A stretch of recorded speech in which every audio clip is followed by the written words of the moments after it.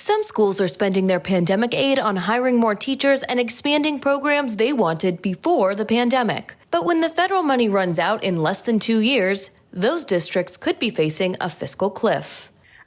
Districts received millions of dollars, and this is a one-time non-renewable money that they received. Many school districts have spent their pandemic funds on giving teachers raises or adding more of them to the payroll. But because of the pandemic and the struggles, a lot of districts are having to use this money for hiring. But enrollment in many districts is falling. Parents have sought alternatives for their kids in larger numbers since the pandemic, including homeschooling and private education. School funding is usually tied to enrollment numbers. That means that if the numbers remain low by fall 2024 when the funding runs dry, then many public schools could suffer severe budget cuts. New York City is using pandemic aid to stop those cuts from happening now, with thousands of students fleeing the city's public schools. City officials announced today that no public school will lose money over any lower than projected mid-year enrollment.